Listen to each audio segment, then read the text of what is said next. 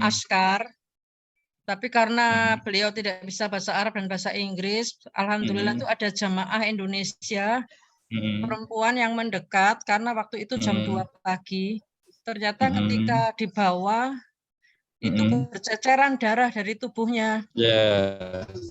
Dan ternyata dia itu menyembunyikan luka sampai di lakban lukanya itu karena saking takutnya untuk ketahuan. Dan tugas medis Saudi itu cukup mengerti dan mereka bilang banyak jamaah yang kayak begini. Jadi darah itu sampai berceceran di lantai. Kemungkinan apa itu ya? Dari hemoroid atau apa itu? Karena banyak sekali itu darahnya. Ya, izin dok. Jadi sudah kami juga lihat postingan di Instagram juga cukup viral juga. Jadi beberapa jamaah haji Indonesia yang terutama yang lansia ada merasa kekhawatiran itu apabila sakitnya diketahui oleh tim medis Indonesia, maka ada beberapa yang akan menghambat mereka dirasa seperti misalkan kalau misalkan dia punya sakit ketakutan dilarang untuk ke Ka'bah, ke Masjidil Haram, sehingga dia menyembunyikan lukanya tuh. Dan alhamdulillah sudah dirujuk ke rumah sakit terdekat dok tuh. Tuh. Dan perlu diketahui juga kekurangan kami juga sebetulnya komposisi petugas haji dengan jamaah tuh petugas haji hanya berjumlah 4.000 sampai 5.000 orang, sedangkan jamaah haji 220.000, jadi perbandingannya 1:500 orang, sehingga memang jumlah kami yang di Masjidil Haram pun yang hanya sebanyak 100 orang kurang dibandingkan 1 juta lebih jamaah yang ada di Masjidil Haram juga pasti sangat membutuhkan bulan sabit merah Saudi lokal yang punya pos-pos di Masjidil Haram ini, dok, seperti itu. Oke, apa bisa kita mulai kegiatan kita, Dok Prita, Dok Basuki? Silakan. Terima kasih. Nanti nyambung lagi saya. Iya, terima kasih Syekh live reportnya. Nanti kita sambung lagi. Baik. Alhamdulillah Ustadz Itang Rusmana sekarang udah di tengah-tengah kita. Baik, kita punya waktu sampai dengan pukul 21:09. Baik, kita mulai ya. Bismillahirrahmanirrahim. Assalamualaikum warahmatullahi wabarakatuh. Waalaikumsalam warahmatullahi wabarakatuh. Innal hamdalillah nahmaduhu wa nasta'inuhu wa nastaghfiruh wa na'udzu billahi min syururi anfusina wa min sayyiati a'malina may yahdihillahu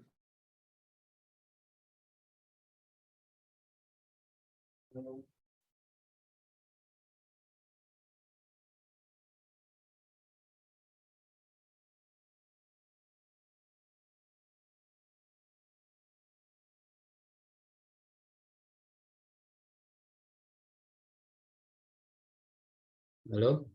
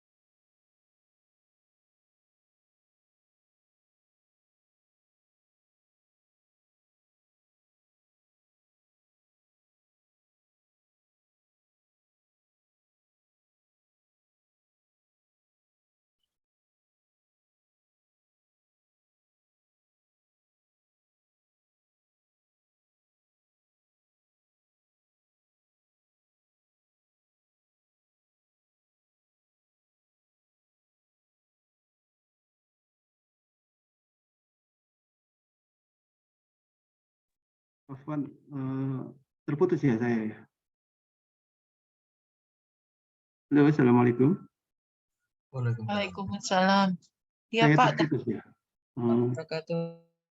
Mungkin saya, ya mudah-mudahan enggak lagi ya, ini jaringannya. Seharusnya sih bagus ya. Oke. Alhamdulillahirrahmanirrahim.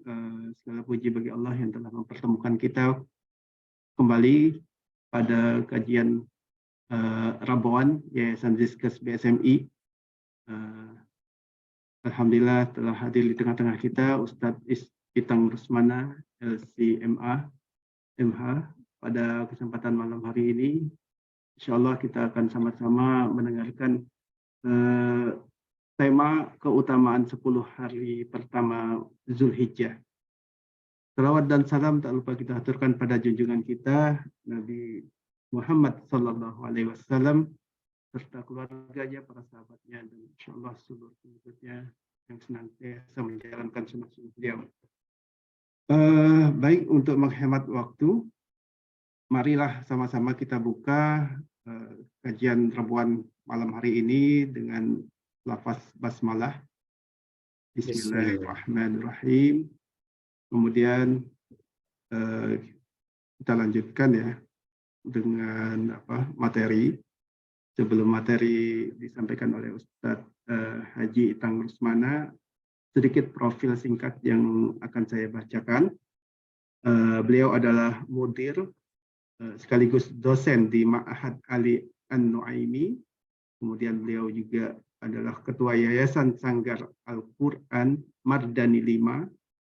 Beliau juga menjabat sebagai Ketua IKADI Jakarta Pusat, Ikatan Dai Indonesia, dan beliau juga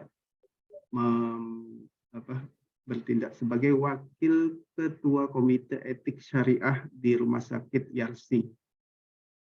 Itu profil singkat beliau.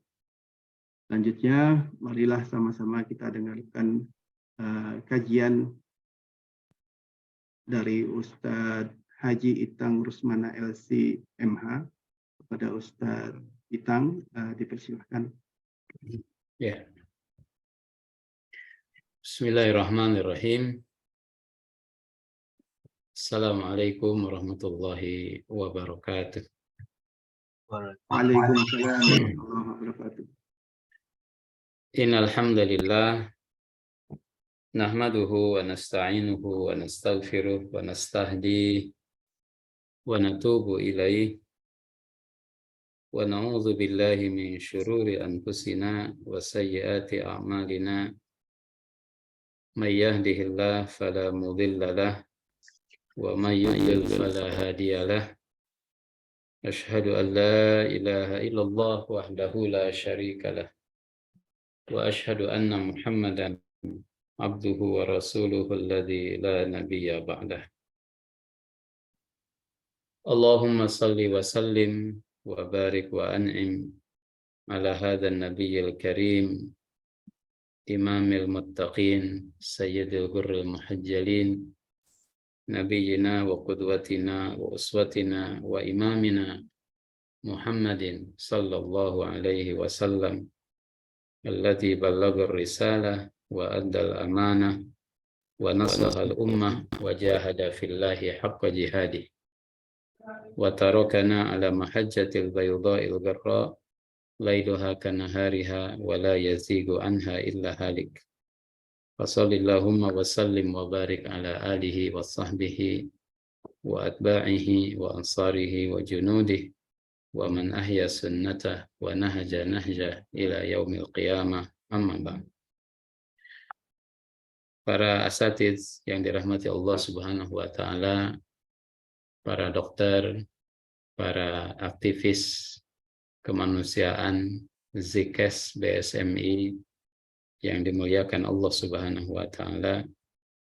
Syukur alhamdulillah kita panjatkan kehadirat Allah Subhanahu wa taala, Rabb semesta alam, yang tiada Tuhan yang berhak disembah kecuali Allah, tiada Tuhan yang pantas diibadahi kecuali Allah, dan tiada Tuhan yang dijadikan sandaran dalam kehidupan kecuali Allah Subhanahu wa taala. Semoga kita senantiasa dibimbing oleh Allah untuk mendapatkan hidayah, keimanan, dan insya Allah mudah-mudahan kita mendapatkan surga kelak nanti ketika sudah kembali kepadanya. Salawat dan salam semoga senantiasa tercurah kepada baginda mulia Rasul teladan Muhammad sallallahu alaihi wasallam beserta keluarganya, para sahabat, para tabi'in, tabi'ut tabi'in, para mujahidin, para mujahidat, para dai-da'iyat yang gigih memperjuangkan dan menyebarkan nilai-nilai Islam di penjuru bumi Indonesia dan dunia. Mudah-mudahan semuanya diberikan keberkahan dan rahmat oleh Allah Subhanahu wa taala. Bapak Ibu yang dirahmati Allah Subhanahu wa taala, kita sudah memasuki 10 hari pertama di bulan Dzulhijjah. Ya. 10 hari pertama bulan Dzulhijjah ini adalah 10 hari yang dikomentari oleh Al-Quranul Karim. Pertama, dalam surat Al-Hajj, Allah Subhanahu wa taala menyampaikan di ayat 28, liyashhadu, a'udzubillahi minasyaitonir rajim, liyashhadu manafi'a lahum, agar mereka menyaksikan berbagai manfaat bagi mereka. Wa yadhkuru smallahi fi ayyamin ma'lumat, dan agar mereka menyebut nama Allah pada hari yang telah ditentukan. Imam Ibnu Katsir rahimahullahu ta'ala, beliau menyampaikan yang dimaksud mengutip pendapat Ibnu Abbas, al-ayyam al-ma'lumat ayyamul ashri. Hari-hari yang maklumat, yang diketahui itu atau yang ditentukan itu adalah ayyamul ashri, 10 hari pertama di bulan Dzulhijjah. Demikian halnya di surat yang lain, ya, di surat Al-Fajr, Allah Subhanahu wa taala berfirman, a'udzubillahi minasyaitonir rajim, bismillahirrahmanirrahim, wal fajri wa layalin ashrin wasyaf'i wal watr wal laili idza yasr hal fi dzalika qasamun lidzi hijr. Wal fajri wa layalin ashri, demi waktu fajar dan demi 10 malam. Wa layalin ashrin, malam-malam yang 10. Imam At-Tabari dalam tafsirnya menyampaikan, wa qauluhu wa layalin ashrin hiya layali ashri Dzulhijjah. Yang dimaksud dengan wa layalin ashrin itu adalah malam-malam atau hari-hari 10 awal Dzulhijjah. Li ijma'il hujjah min ahli ta'wil alaihi, ya, berdasarkan kesepakatan dari ahli tafsir. Ya, itu pendapat yang dikutip oleh Imam At-Tabari rahimahullah. Kemudian juga wa akkada dzalika Ibnu Katsir. Ibnu Katsir menguatkan juga tentang walayalin ashrin wal layali al ashri al muradu biha ashru Dzulhijjah. Itu kata Ibnu Katsir tadi juga disampaikan, dan yang dimaksud malam-malam yang 10, hari-hari yang 10 itu adalah 10 hari pertama Dzulhijjah, sebagaimana pendapat ini disampaikan oleh Ibnu Abbas, Ibnu Zubair, Imam Mujahid, wa ghairu wahidin minas salafi wal khalaf, dan tidak sedikit dari ulama salaf dan ulama khalaf. Ulama salaf, ya, 3 abad pertama, kemudian ulama khalaf setelah abad itu, gitu ya. Ada sebagian mengatakan, ada juga yang mengatakan salaf di abad pertama sampai Umar bin Abdul Aziz, kemudian khalaf pasca itu. Jamaah sekalian yang dirahmati Allah Subhanahu wa taala, jadi Al-Qur'an jelas menyebutkan keutamaan 10 hari pertama bulan Dzulhijjah hingga dijadikan sebagai objek sumpah. Hadis-hadis yang menjelaskan tentang keutamaan 10 hari ini banyak juga. Imam Bukhari ya dalam riwayat dari sahabat Ibnu Abbas radhiyallahu an, beliau mengatakan, jamaah sekalian, Nabi bersabda, "Ma min ayyamin", tiada hari, al-amalus salihu fiha, di mana amal soleh pada hari itu, ahabbu ilallah, lebih dicintai Allah, min hadhil ayyam, daripada hari-hari yang dilakukan di 10 hari pertama Dzulhijjah. Qalu ya Rasulullah wal jihadu fi sabilillah. Wahai Rasulullah, apakah juga tidak lebih baik daripada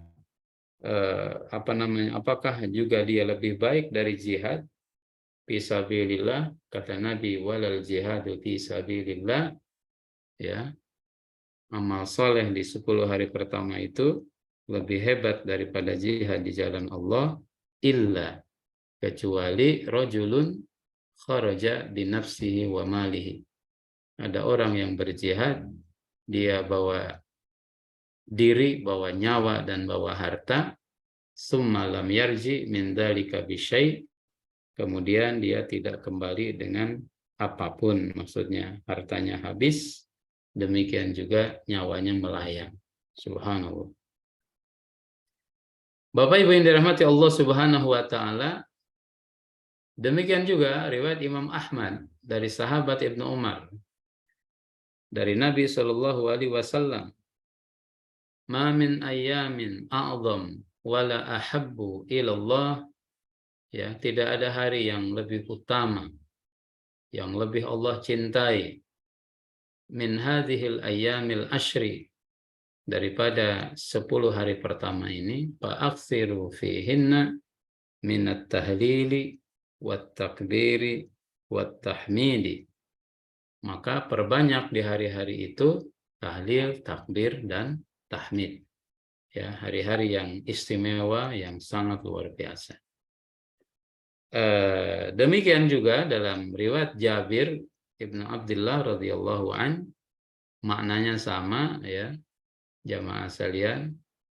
Nah, kemudian ada pertanyaan, mana yang lebih baik, 10 Dzulhijjah atau 10 Ramadan? Maksudnya 10 awal Dzulhijjah atau 10 akhir Ramadan. Imam Ibnu Taimiyah pernah ditanya tentang bab ini. Ya, wa qad su'ila an ashri Dzulhijjah wal ashril awakhir min Ramadan. 10 hari pertama Ramadan atau 10 hari terakhir, 10 hari pertama Dzulhijjah atau 10 hari terakhir Ramadan. Apa jawab Ibnu Taimiyah? Ayyamu ashri Dzulhijjah afdal min ayyamil ashri min Ramadan. Siang hari 10 hari Dzulhijjah lebih baik dari siang hari 10 terakhir Ramadan.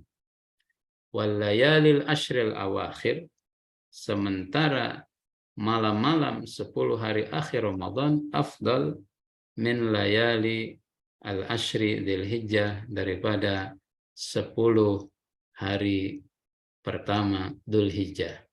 Ini Bapak Ibu yang dirahmati Allah Subhanahu wa taala, ya, jawaban yang win-win solution gitu. Ibnu Taimiyah luar biasa gitu ya. Nah, karena 10 hari pertama Dzulhijjah hebat, maka dia bilang siang harinya. Tapi 10 hari terakhir Ramadan malam harinya. Dua-duanya adalah hari-hari yang sangat luar biasa sekali. Alhamdulillah. Nah, jamaah sekalian, untuk optimalisasi 10 hari pertama ini, apa saja yang bisa kita lakukan? Apa amal-amal yang bisa kita kerjakan gitu ya. Yang pertama, ikhwatal iman dirahmati Allah Subhanahu wa taala, itu adalah berpuasa selama hari-hari tersebut atau pada sebagiannya, terutama pada hari Arafah. Jadi disunahkan ya, dianjurkan untuk melaksanakan saum dari mulai tanggal 1 sampai tanggal 9. Bil khusus tanggal 9. Masalahnya nih sekarang Indonesia sama Saudi beda gitu ya. Saudi udah lebih dulu. Nah, Indonesia belakangan. Nah, jadi kita ikut Saudi atau ikut hitungan Indonesia. Kalau beberapa tahlilat ya, analisa-analisa yang pernah kita baca, itu kita mengikuti penanggalan yang ditetapkan di daerah di mana kita tinggal. Jadi kalau Indonesia menetapkan 10 Dzulhijjahnya itu pada jatuh pada 29 Ramadan, 29 Juni, maka berarti puasa Arafah 28. Nah, masalahnya 28 itu sebagian di sini sudah Lebaran dan di Saudi juga sudah Lebaran. Nggak apa-apa kalau di pandangan para ulama ikuti ketentuan yang ada di tempat kita masing-masing di mana kita tinggal.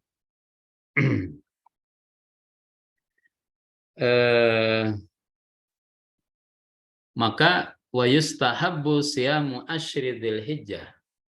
Dianjurkan, disunnahkan bagi seseorang untuk melakukan puasa pada 10 hari pertama dari bulan Dzulhijjah. Mana dalilnya? Dalilnya kembali kepada dalil umum. Ma min ayyamin, tiada hari-hari al-amalu salihu fihinna ahabbu ilallah min hadhil ayyam. Tiada hari-hari yang amal soleh lebih dicintai Allah kecuali amal soleh yang dilakukan di 10 hari pertama. Saum termasuk amal soleh. Ya, saum juga termasuk bagian dari amal soleh. Oleh karena itu, ya, dalam syarah Sahih Muslim, falaisa, kata Imam Nawawi, falaisa fi saumi hadhihi tis'ah karaha. Maka berpuasa 9 hari di Dzulhijjah ini bukan perkara yang dibenci, ya, bukan hal yang makruh. Bal hiya mustahabbah istihbaban syadida. Bahkan sangat disunahkan. La siyama at-tasi minha. Ya, terutama di tanggal 9-nya. Wa huwa yaumu Arafah, yaitu pada hari Arafah. Kata Imam Nawawi, waqad sabaqatil ahadits fi fadlihi. Ya, banyak hadis yang menjelaskan tentang keutamaan 10 hari pertama ini. Wasabata fi sahihil Bukhari, dan ada hadis sahih riwayat Imam Bukhari yang tadi sudah kita baca, ya, sudah kita baca di awal. Karena mungkin Bapak Ibu sekalian ada yang saum, ada kawan dari Yaman, dia puasanya dari tanggal 1 sampai nanti tanggal 9. Jadi baru Lebaran gitu. Nah, memang kurang populer. Di kita populernya tuh 8-9 katanya ya. 8-9, 8 Tarwiyah, 9 Arafah. Nah, boleh-boleh saja. Silahkan. Karena kalau secara dalil, mana dalilnya? Tidak ada dalil khusus memang. Tapi dalilnya dalil umum. Ya. al-amalu sholihu fihinna, karena itu termasuk amal soleh. Saum termasuk amal soleh, sedekah termasuk amal soleh, kemudian juga amal-amal yang lain. Kemudian terutama saum Arafah tentu ya. Meskipun tadi kita beda nih antara Indonesia sama Saudi. Indonesia netepinnya beda, maka yang diikutin di sini ketetapan Indonesia. Yang jelas siyamu yaumi Arafah uhtusiba 'ala Allah ayukafiras sanatil lati qablah wallati ba'dah. Puasa pada hari Arafah karena mengharap pahala dari Allah itu bisa melebur dosa setahun sebelum dan setahun sesudah ya. Ini sangat luar biasa sekali. Amal yang kedua, memperbanyak amal soleh yang lain. Apa? Salat, sedekah, jihad, baca Quran, amar ma'ruf, nahi mungkar, dan lain sebagainya. Tentu bil khusus sedekah, sodakoh ya. Hari-hari ini ya hari-hari banyak-banyak sedekah gitu. Banyak-banyak nge-share dengan yang lain ya, meringankan beban sesama, Masya Allah. Bisa dijadikan sebagai ada campaign khusus gitu. Ada campaign khusus optimalisasi 10 hari pertama. Nah, mungkin di kita kurang begitu populer ya tentang 10 hari pertama Dzulhijjah ini. Padahal kalau ngelihat dalil-dalilnya, nas-nasnya ini sangat luar biasa. Saya melihat di Twitter di Saudi ada orang dia beli apa namanya rumah begitu, beli rumah beli rumah. Jadi ada orang punya hutang sama dia, kemudian dibayar dengan rumah, tapi duitnya masih kurang. Maksudnya kalau hutangnya 1 miliar, ini rumahnya harganya 2 M gitu. Berarti dia kan tinggal bayar 1 M lagi. Dia bayarin tuh 1 M. Setelah dia bayar 1 M, rumah itu dibalikin lagi kepada yang punya utang itu. Ya, dengan status sedekah gitu. Masya Allah. Arab ini kalau sudah baiknya ketolongan juga gitu saja. Sehingga mereka kan dapat gelar namanya Al-Karom. Ya, di antara apa namanya salah satu akhlak asasiyah ya. Jadi apa ya, bawaan begitu, bawaan orang Arab itu. Kalau kita baca tulisannya Dr. Rogib Asirjani, sehingga kenapa Nabi diutus itu dari bangsa mereka. Salah satu di antara kelebihannya itu Al-Karom, pemurah gitu. Sehingga Nabi ketika pulang dari Gua Hiro dalam kondisi stres, kemudian bilang kepada Siti Khadijah, laqad khasyitu ala nafsi, saya takut nih, kata Nabi. Khadijah itu menghiburnya dengan dia bilang, kalla la yuhzikallahu abada. Jangan takut, Allah nggak mungkin menyengsarakan engkau, wahai suamiku. Nah, kemudian Siti Khadijah menyampaikan alasan-alasan. Ya, annaka tasilur rahim, ya. Engkau orang yang pandai menyambung silaturahim. Wa tuqrid dhaif, engkau biasa menghormat tamu gitu ya. Wa tu'inu ala nawaibil haq wa tahmilul kalla. Engkau pembela kebenaran, engkau berpihak kepada para pejuang keadilan gitu. Nah, di antara yang diungkap oleh Siti Khadijah, wa tuqrid dhaif, engkau itu kalau ketamuan, kalau orang datang tamu pasti dihormat gitu. Ya, sifat pemurah ya, sifat pemurahnya.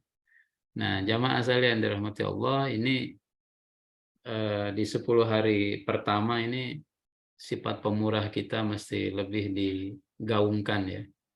Mungkin Zikes BSMI itu bisa bikin campaign khusus penyadaran ke umat ya, kesempatan emas untuk berkontribusi menyelamatkan nyawa gitu, menyelamatkan apa namanya kesehatan dan lain sebagainya optimalisasi 10 hari pertama Dzulhijjah. Kalaupun nggak dapat donasinya, tapi kita sudah berusaha meyakinkan dan mensosialisasikan. Ini hari-hari yang terbaik. Ya, 10 hari pertama itu hari-hari yang spesial. Jangan sampai lalai dari berbuat baik, dari amal soleh, apapun bentuk amal solehnya. Amalnya dilipat gandakan ya pahalanya. Bahkan amal ibadah yang tidak utama bila dilakukan pada hari ini akan menjadi lebih utama dan dicintai Allah. Ya misalkan ya, mungkin ini implementasi lapangannya begitu. Baca Quran ya minimal seminimal mungkin selembar, 2 lembar. Yang penting tiap hari ada baca Quran. Sedekah 1.000, 2.000 begitu. Ya, kalau $1.000 kan lumayan juga ya, Ustaz ya, Prof ya. Nah, $1.000 bisa membebaskan sekian banyak orang deh. Nah, asal mayang gitu. Amal-amal sederhana, mungkin di jalan ketemu kerikil yang orang mungkin nginjak, ya kita pinggirin. Ada beling, ada batu, ada duri gitu ya. Kita singkirin. Ke masjid ada plastik gitu, ada sampah, kita beresin. Nah, itu amal-amal sederhana, amal-amal yang tidak utama, tapi kalau di 10 hari pertama ini apa ya, bahasa anak-anak sekarang itu nonjok gitu ya, itu booster banget. Nah, itu hebat banget. Nah, tinggal kita optimalisasi. Kemudian yang ketiga, taubat dan meninggalkan segala maksiat dan dosa. Ya, ini kesempatan untuk balik sama Allah. Wa tubu ilallahi jami'an ayyuhal mu'minuna la'allakum tuflihun. Ya, bertaubatlah kepada Allah seluruhnya ya, wahai seluruh orang-orang yang beriman, agar kalian benar-benar tuflihun, berbahagia, beruntung. Nah, ini kesempatan luar biasa. Ada satu riwayat, innallaha yagharu, Allah itu pecemburu. Ya. Sesungguhnya Allah itu cemburu. Wa ghiratullah ayatiyal mar'u ma harramallahu alaih. Dan kecemburuan Allah itu manakala seorang hamba melakukan apa yang diharamkan Allah terhadapnya. Jadi Allah tuh cemburu banget kalau kita berbuat dosa.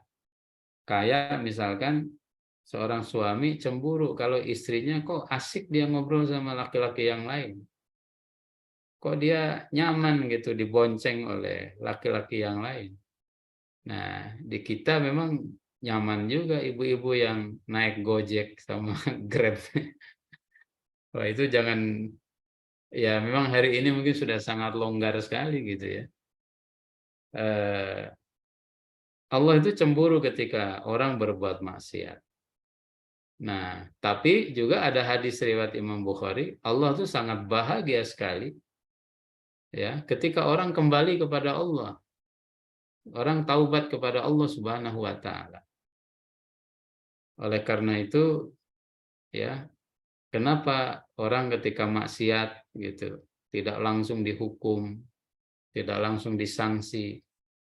Nah, sebagian tahlilnya, sebagian analisanya, Allah masih menantikan dia kembali kepada Allah Subhanahu wa taala. Allah masih ngasih kesempatan dia balik gitu ya. Dia balik kepada Allah. Dia kembali kepada Allah Subhanahu wa taala. Ada dai dari Malaysia ya. Siapa itu yang masih muda gitu.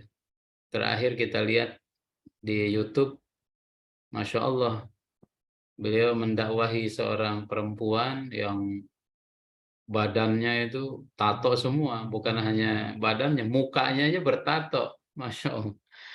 Mukanya tuh tatonya luar biasa.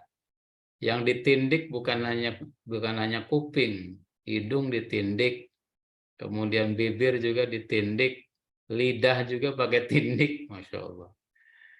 Tapi subhanallah, Nangis dia ketika disentuh gitu ya, disadarkan, didakwahi sama siapa gitu, Masya Allah luar biasa sekali. Pakai jilbab rapi, jilbabnya panjang, subhanallah. Ya, luar biasa sekali. Dan Allah itu maha baik. Orang-orang yang model seperti itu tuh masih diberikan kesempatan ya, peluang untuk balik lagi kepada Allah Subhanahu wa taala.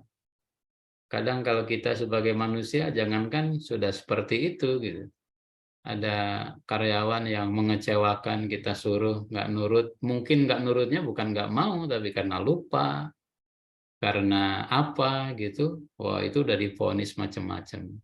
Tapi Allah Subhanahu wa taala betul ya. Allah itu Maha Rahman, Maha Rahim.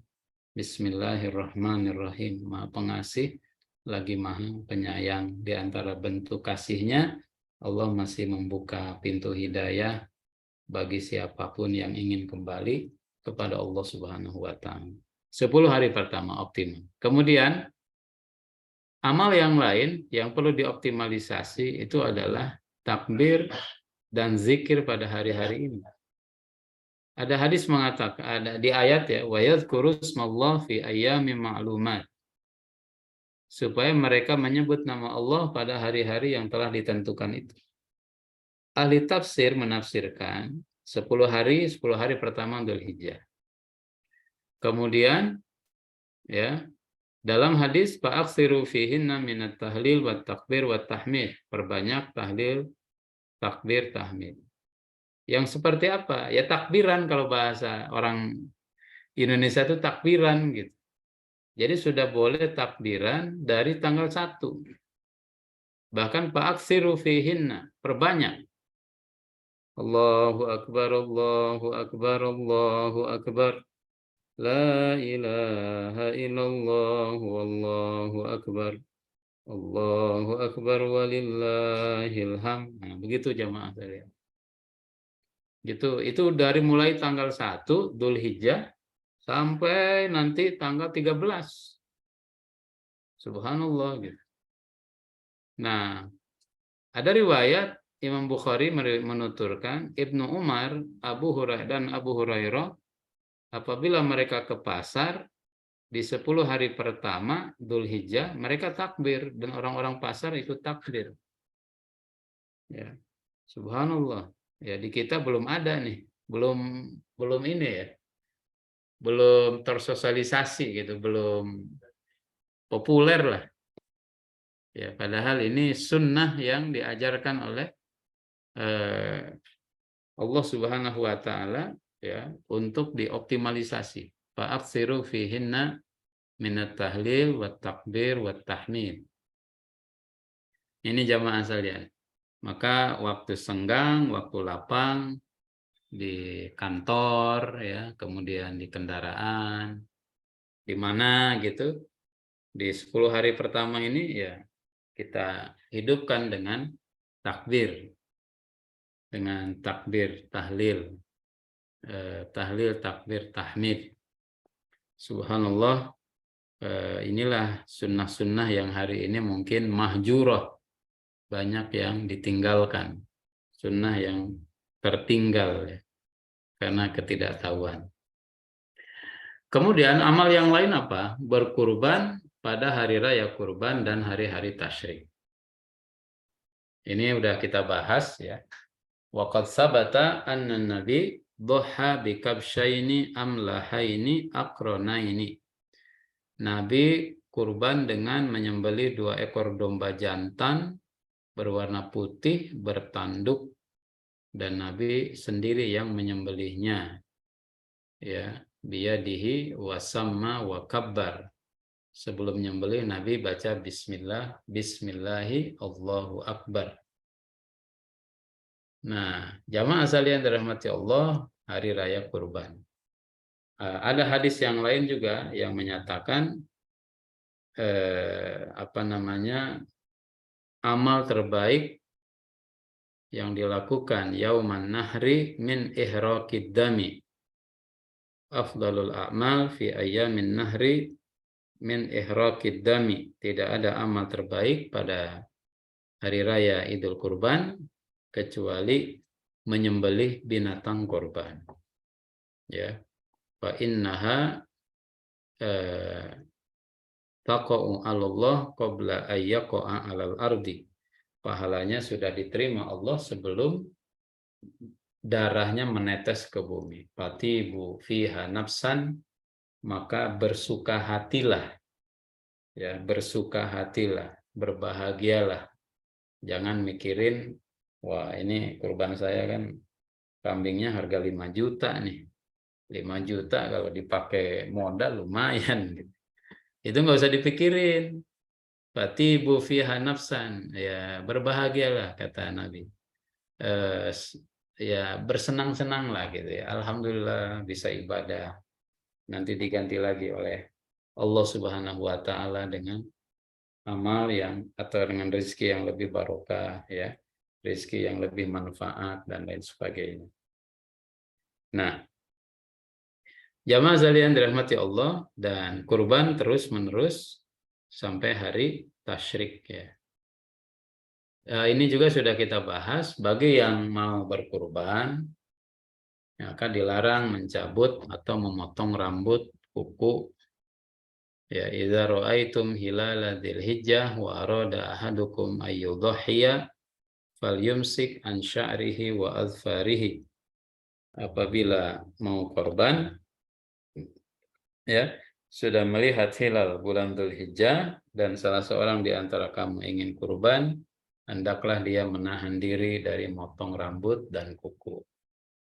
Kalau di keluarga, cukup kepala keluarganya saja. Istri, anaknya bebas.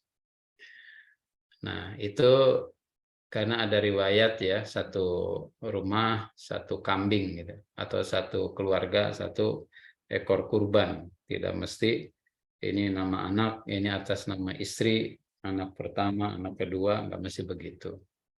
Nah, nanti yang tidak boleh cukur rambut, motong kuku, itu siapa? Kepala keluarga. Kepala keluarganya saja. Kemudian, Bapak Ibu yang dirahmati Allah Subhanahu wa taala, kenapa tidak dipotong? Ya, supaya dia juga termasuk yang dibebaskan dari neraka. Subhanallah. Keenam, melaksanakan sholat Idul Adha dan mendengarkan khutbah. Ini amal-amal. Tentu nanti di tanggal 10. Fadilah sholat Id sangat besar. Ya, Rasulullah selalu melakukan. Bahkan menyuruh seluruh kaum muslimin untuk hadir sholat Id. Tidak terkecuali perempuan. Bahkan wanita yang haid juga dianjurkan untuk hadir. Meskipun tidak sholat, untuk dengerin khutbah begitu ya. Sahabat melakukan agar apa? Merupakan syiar Islam yang harus diagungkan. Ya, syiar Islam yang harus digaungkan, diagungkan. Wa may yu'azzim sya'airallah fa innaha min taqwal qulub. Siapa yang mengagungkan nama-nama Allah, maka itu bagian dari ketakwaan hati. Jamaah sekalian dirahmati Allah, kelihatan ya, syiarnya itu memang nampak sekali umat Islam berbondong-bondong, syiar banget gitu, keluar ke lapangan, takbirnya bareng, kemudian sholatnya bareng, ya luar biasa sekali. Ini syiar harus diagungkan, dan tentu ini kesempatan emas bagi para khatib untuk menyampaikan pesan-pesan kebaikan kepada jamaah gitu. Nah, di sebagian tempat masih ada khutbahnya itu pakai bahasa Arab, teksnya bahasa Arab, sehingga jamaah itu hafal gitu ya. Wah, ini biasa khutbah yang dipakai di sholat Jumat nih katanya, bukan untuk Idul Adha atau Idul Fitri. Nah, maka dalam pendapat para ulama mazhab, ya, sampaikan dengan bahasa yang bisa dipahami oleh jamaah. Memang ada kudu bahasa Arabnya, tapi kan tidak semuanya. Muqaddimah bahasa Arab, syahadat, sholawat, wasiat, taqwa, itu bahasa Arab. selebihnya bisa dimanfaatkan untuk memompa semangat, ya, menumbuhkan gairah dan lain sebagainya. Kemudian juga ya masih sampai tanggal 13 itu takbiran ya. Ada takbir mutlak, ada takbir muqayyad. Takbir mutlak pada setiap saat siang ataupun malam sampai sholat Id, itu dari tanggal 1 sampai 10, itu takbir mutlak, bebas. Ada takbir muqayyad, yaitu dilakukan setiap selesai sholat fardu yang dilaksanakan dengan berjamaah, itu selain jamaah haji mulai dari sejak fajar di hari Arafah. Takbirannya tuh fajar hari Arafah sudah takbir bagi yang tidak haji, ya kita di Indonesia, di berbagai dunia yang tidak melaksanakan haji, terus berlangsung sampai hari tasyrik terakhir di sholat asar di tanggal 13. Itu takbir yang dikumandangkan. Bapak Ibu yang dirahmati Allah Subhanahu wa taala, itu barangkali ya keutamaan-keutamaan yang Allah siapkan di 10 hari pertama Dzulhijjah. Mudah-mudahan bisa kita optimalisasi dan menjadi amal soleh kebaikan bagi kita sekalian. Wallahu a'lam bishawab. Saya kembalikan kepada moderator. Assalamualaikum warahmatullahi wabarakatuh.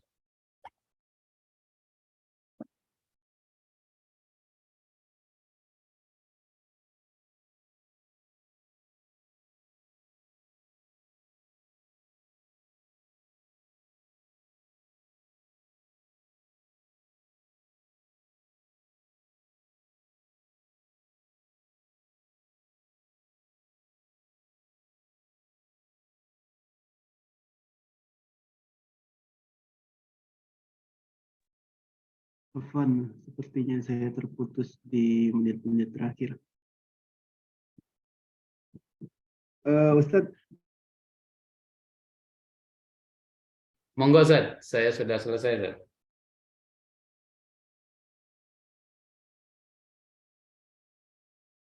Halo, Assalamualaikum. Oke. Tadi kita udah dengarkan bersama ya. Ini berarti mohon maaf ya, terputus jaringannya, tidak stabil. Tadi kita udah mendengarkan yang disampaikan Ustaz tadi ada 6 amalan ya. Mungkin sebenarnya banyak, tapi karena waktu membatasi, jadi baru 6 yang disampaikan oleh Ustaz. Saya mungkin ulangi. Di antaranya adalah puasa untuk 10 hari atau sebagian dari 10 hari pertama di bulan Dzulhijjah. Kemudian amalan yang dapat kita lakukan lagi yaitu sedekah, kemudian taubat, kemudian memperbanyak takbir dan zikir, kemudian berkorban pada hari tasyrik, kemudian melaksanakan sholat Idul Adha dan mendengarkan khutbah. Baik, kita masih memiliki waktu kurang lebih 10 menit. Mungkin pada para jemaah sekalian yang ingin menyampaikan pertanyaan dipersilahkan.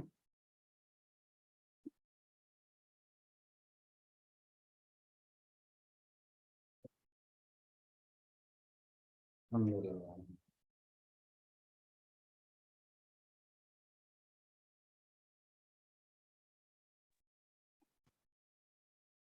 Kalau belum ada, mau tanya Ustaz ya.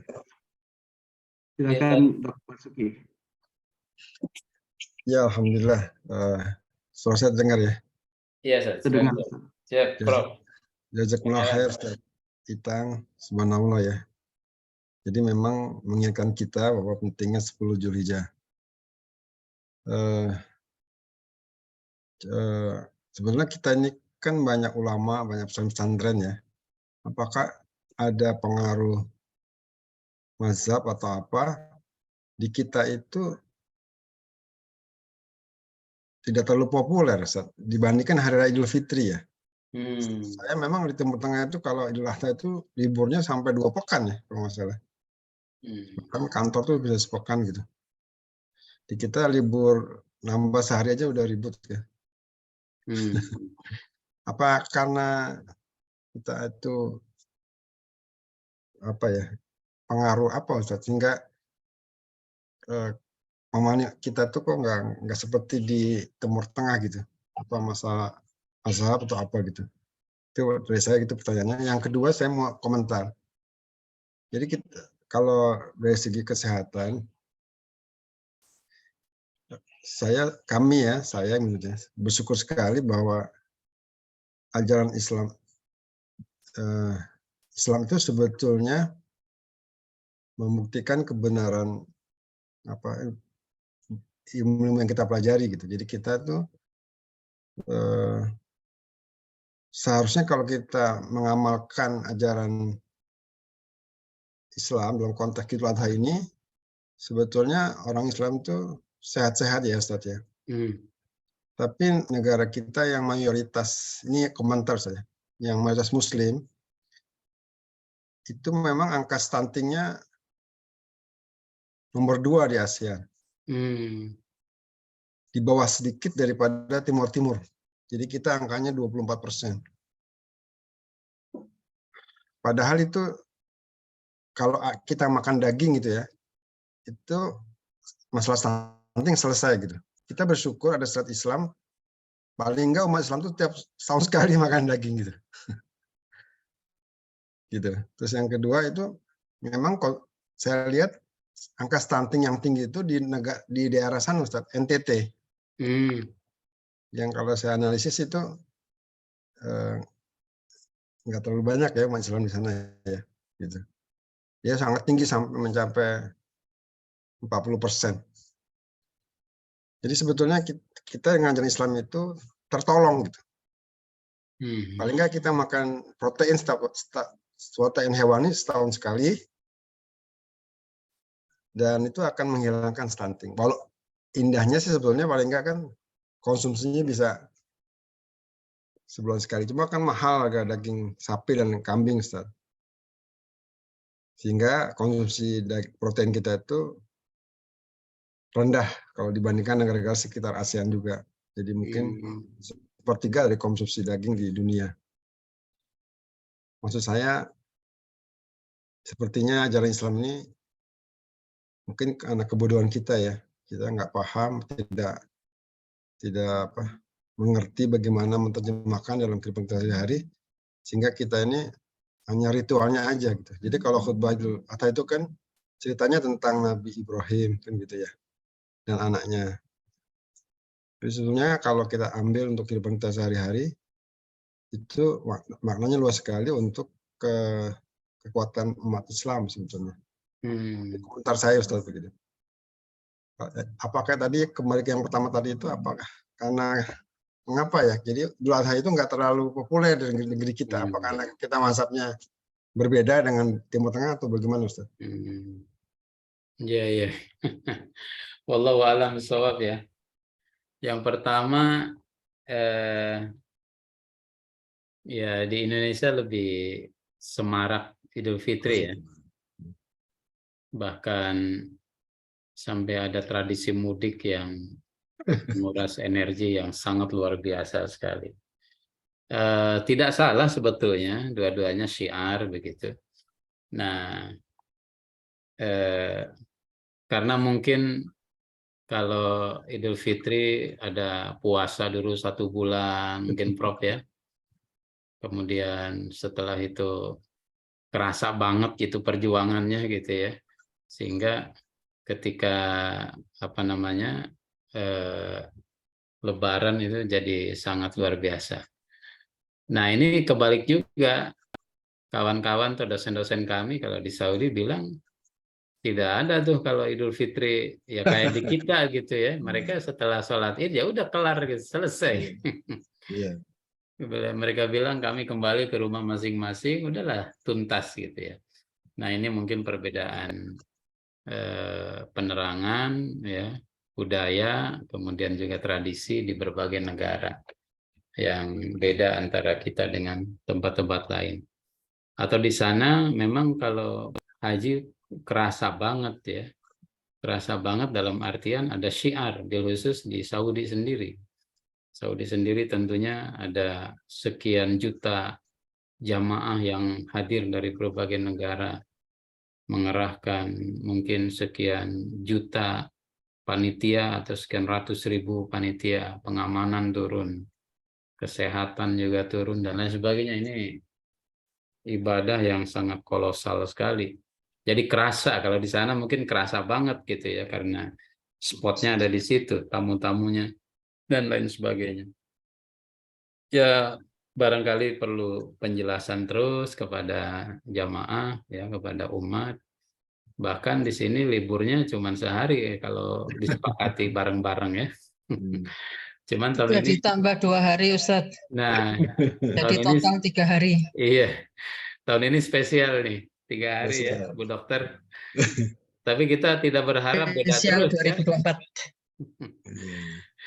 Tapi kita nggak berharap beda terus setiap tahun supaya liburnya banyak gitu, enggak juga kan? Nah, tapi ada beberapa pondok, beberapa tempat, minimal hari tasyrik itu libur. Saya menerapkan kebijakan kalau di yayasan, Idul Adha, hari tasyrik itu free gitu ya, off. Tanggal 10, 11, 12, 13, hari tasyrik. Ya ngikutin anjuran Nabi lah, ayamu aklin wa syurbin wa zikrin. Hari makan, minum, banyak zikir gitu ya. Hari bahagia lah, kira-kira begitu. Kemudian yang kedua, ya memang kalau dipahami secara betul, syariat ini pasti mendatangkan maslahat. Itu yang tema pertama tuh tempo hari yang saya sampaikan tentang makosid ya. Makosid ibadah itu pasti ada maslahat. Pasti ada positifnya. Pasti ada feedback bagus kepada kita. Misalkan di kurban ini ada perbaikan tadi ya, perbaikan gizi, penurunan angka stunting dan lain sebagainya. Bahkan kalau di daerah-daerah pelosok ya ketemu daging itu ya itulah ada doang. Kami juga dulu merasakan di kampung, orang kampung tuh kalau beli baju baru itu Lebaran, Idul Fitri itu pasti tuh beli baju baru gitu. Nah kalau orang sini kan, wah tiap kondangan bajunya baru terus. Kalau mau kondangan bajunya baru terus gitu. Kalau di kampung baju baru itu ntar aja kalau Idul Fitri. Ya dengan adanya syariat kurban ini sangat luar biasa sekali. Dan syariat-syariat yang lain pasti membawa kemaslahatan, kemanfaatan, dan itulah maqasid syariah. Ya, nggak akan ada syariat yang ujungnya madharat gitu, yang ujungnya mafsadat, yang ujungnya membahayakan. Kata Ibnu Taimiyah kan, Imam Ibnu Qayyim waktu itu, kalau ada syariat yang ujungnya membawa keburukan, kemadharatan, dipastikan bukan syariat Islam. Ya, itu bukan syariat. Kalau syariat itu pasti membawa maslahat, membawa kebaikan, membawa keberkahan gitu. Cuman hari ini kan kampanyenya adalah Islam itu agama yang gimana gitu. Ya, agama macam-macam gitu. Justru mereka mengkampanyekan itu karena mungkin mereka paham juga. Contoh beginilah. Ada di Twitter ya, misalkan negara yang paling prostitusinya paling tinggi di dunia itu nggak ada negara Islam. Ada Thailand Buddha, kemudian beberapa negara Eropa itu Kristen gitu ya. Negara dengan tingkat kejahatan yang paling dahsyat, paling sadis itu nggak ada negara Islam juga itu. Negara dengan tingkat apa yang paling parah gitu, nggak ada negara-negara Islam itu. Negara dengan tingkat keamanan paling buruk gitu ya. Maksudnya keamanan dalam artian banyak preman, kemudian sindikat-sindikat, kemudian apa itu ya kayak yakuza itu kalau di Jepang gitu ya, premanisme, itu nggak ada di negara Islam. Ya, nggak ada negara dengan mayoritas penduduk Islam gitu ya. Nah, itu menandakan ya syariat ini membawa kemaslahatan, membawa kebaikan gitu. Nah, tinggal mau nggak nih dunia itu menerima Islam. Ada juga penulis dari mana gitu ya, dia katakan mereka nolak Islam itu wajar gitu. Wajar dalam artian begini, karena mengganggu jejaring bisnis mereka. Angka prostitusi di dunia itu sekian miliar dolar. Angka narkoba di dunia, penjualan narkoba sekian miliar dolar. Kemudian angka penjualan alkohol di dunia sekian miliar dolar. Bisnis senjata di dunia itu sekian miliar dolar. Semuanya itu kan ditentang sama Islam. Jadi wajar kalau mereka nggak demen sama Islam, karena ya ada kepentingan yang terganggu lah, kira-kira begitu. Wallahu a'lam bishawab ya. Nah, karena Islam datang itu sama juga dulu itu, ketika Islam datang, tokoh-tokoh Quraisy itu nggak menerima Islam. Itu bukan semata-mata masalah keyakinan gitu, tapi juga ada masalah finansial gitu. Nanti saya kalau nggak jadi tetua lagi, kalau nggak jadi tokoh lagi, ini periuk saya terancam nih. Nah, jadi memang keikhlasan lah itu yang akan memberikan kebaikan kepada kita semuanya. Wallahu alam, itu mungkin Prof yang bisa saya komentari ya.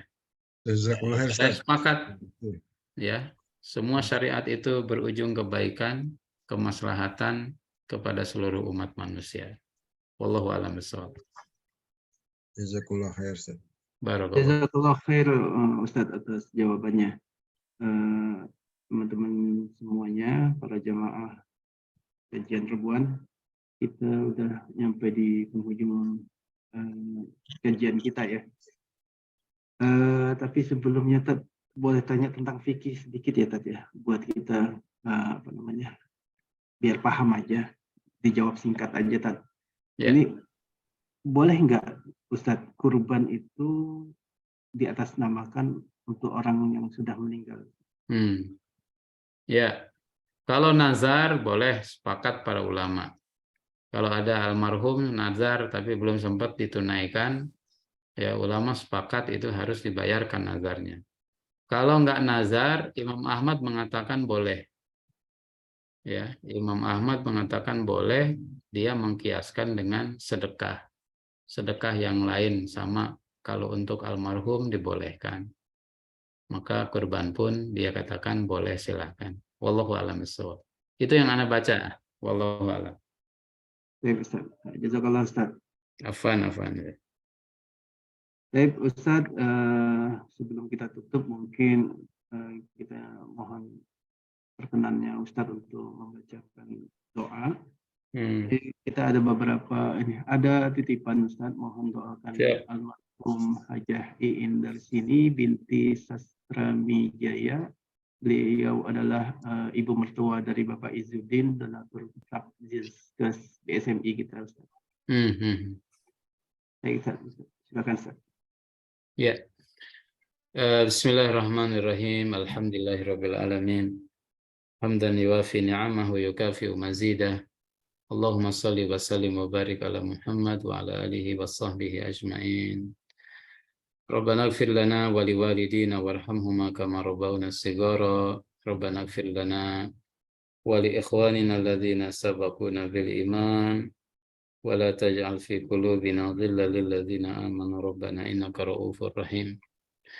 Allahumma ighfir li Ibu Haja almarhumah Ibu Haja Iin Darsini binti Sastra Mijaya. Allahumma ighfir laha warhamha wa afiha wa'fu anha wa akrim nuzulaha wa wasi madkhalaha. Allahumma ij'al qabraha rawdatan min riyadil jinan wa la taj'al qabraha hufratan min hufarin niran. Allahumma taqabbal hasanatiha wa tajawaz an sayyiatiha ya arhamar rahimin. Allahumma fil muslimina wal muslimat wal mu'minina wal mu'minat al-ahya'i minhum wal amwat birahmatika ya arhamar rahimin. Rabbana taqabbal minna innaka antas samiul alim wa tub alaina innaka antat tawwabur rahim. Allahumma ij'al baldatana hadhihi Indonesia baladan amina. Allahumma janibna min makril a'da wa su'il a'da. Allahumma rizukna imaman adilan salihan muqiman lis-salat muaddiyan liz-zakat mu'tiyan liz-zakat muaddiyan li faraidika ya arhamar rahimin muhibban lil islami wal muslimin ya arhamar rahimin. Allahumma rabbana hab lana min azwajina wa dhurriyyatina qurrata a'yun waj'alna lil muttaqina imama. Rabbana atina fid dunya hasanah wa fil akhirati hasanatan wa qina adzaban nar. Subhana rabbika rabbil izzati amma yasifun wa salamun alal mursalin walhamdulillahi rabbil alamin. Wassalamualaikum warahmatullahi wabarakatuh. Alhamdulillah alamin. Jazakumullah khair. Sekian kita sudah sampai di penghujung acara kita. Kita ketemu mungkin di pekan depan. Mari kita sama-sama tutup kajian kita pada malam hari ini dengan lafaz hamdalah dan doa kafaratul majelis. Alhamdulillah alamin. Subhanakallahumma wa bihamdika asyhadu an la ilaha illa anta astaghfiruka wa atubu ilaik.